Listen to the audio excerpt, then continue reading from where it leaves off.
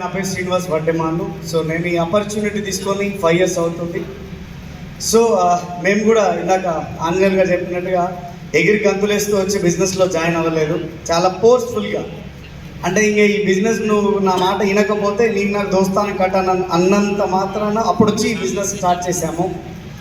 So start చేసినప్పుడు వెంటనే మాకేం జనాలందరూ వచ్చి జాయిన్ అవ్వలేదు. సో 5 సంవత్సరాలతో నేను బిజినెస్లో వచ్చి ఇప్పటి వరకు మా ఇంటికి వచ్చి ఎవరు నేను మీ వెస్టీజ్లో జాయిన్ అవుతాను రాలే. నేనే అందరి ఇంటికి వెళ్ళిపోయినా, నేనే అందరి ఇల్లు తిరిగిన, అన్ని ప్లాన్లు నేనే చెప్పిన.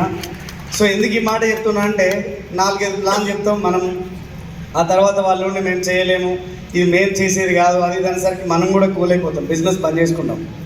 సో నేనేమంటున్నా అంటే సక్సెస్ అవ్వాలంటే ముందు ఫెయిల్యూర్ అవ్వాలి. Yes or no? ఫెయిల్యూర్ వెళ్ళి సక్సెస్తో ఒక మాట అనేది ఏమని అంటే అందరూ నిన్నే కోరుకుంటారు, నన్ను ఎవరు కోరుకోరని. అప్పుడు సక్సెస్ చెప్పింది మొదట ఏ వ్యక్తి అయినా నీ దగ్గర వచ్చిన తర్వాతనే నా దగ్గరికి రావాలి, ఫెయిల్యూర్ అవ్వకుండా ఒక వ్యక్తి సక్సెస్ అవ్వలేదు అని చెప్పింది. నేను కూడా చెప్తున్నా, నేను కూడా మీ అందరికి ఒక మాట చెప్తున్నా, సక్సెస్ అవ్వాలంటే కోరిక, తీరిక, ఓపిక, ఈ 3 ఉండాలి. ఏముండాలి? కోరిక, తీరిక, ఓపిక. కోరిక వెస్టీజ్లో మీరు ఏ లైఫ్ స్టైల్ లీడ్ చేయాలనుకుంటున్నారో ఒక కోరిక కోరుకోవాలి, దాన్ని మీరు విజువలైజ్ చేసుకోవాలి, తీరికగా విజువలైజ్ చేసుకోవాలి. అది వచ్చేంత వరకు ఓపికతో ఉండాలి. అప్పుడే మన జీవితంలో మనం అనుకున్న లైఫ్లోకి వెళ్ళగలం. సో మీ అందరి ఓపికకు ఒకసారి Jordar big round of applause. మీ అందరి ఓపికకి.